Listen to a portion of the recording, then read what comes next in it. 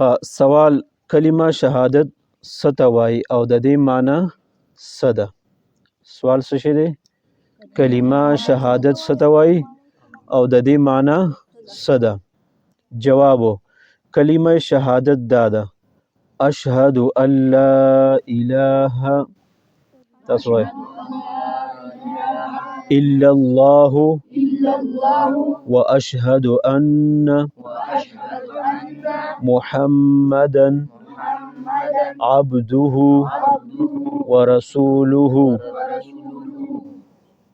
أشهد أن لا إله إلا الله وأشهد أن محمدا عبده ورسوله. او د دې معنی دا ده: زه ګواهي ورکوم د دې خبرې چې د خدای تعالی نه سوا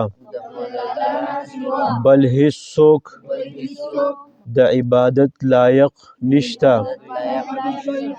او زه ګواهي ورکوم د دې خبرې چې حضرت محمد مصطفی صلی الله علیه وسلم د خدای تعالی بنده او رسول دی.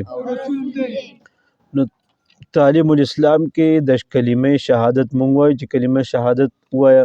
نو کلمه شهادت څه شی دی؟ معنی یې څه ده؟ نو کلمه شهادت مونږ وی اشهد ان لا اله الا الله واشهد ان محمدا عبده ورسوله. الفاظ صحیح ہے. ها اشهد ان لا اله الا الله واشهد ان محمدا عبده ورسوله. دا د کلمې شهادت څه شو؟ الفاظ شو. الفاظ به صحیح وایي. بیا ورپسې د دې په معنا باندې هم ځان پوه کول غواړي. مونږ کومه کلمه ویلې ده، کومه کلمه شهادت وایي، د دې معنا څه ده، مطلب یې څه دی، نو په هغې باندې ځان څه دی پوه کول دي.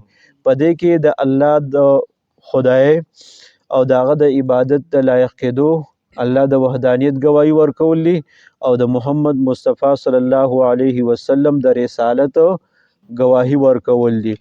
نو څه وایي؟ اشهد ان لا اله الا الله. د دې معنی څه ده؟ دا لنډۍ حصه شوه چې زه ګواهي ورکوم د دې خبرې چې حضرت خدای تعالی نه سوا بل هیڅوک د عبادت لایق نشته دی. او بیا واشهد ان محمدا عبده ورسوله. او زه د دې خبرې هم ګواهي ورکوم چې حضرت محمد مصطفی صلی الله علیه وسلم څه دی؟ عبده د چا بنده دی؟ د الله تعالی بنده دی. ورسوله او د چا رسول دی؟ الله رسول دی، الله تعالی را لیږلی دی.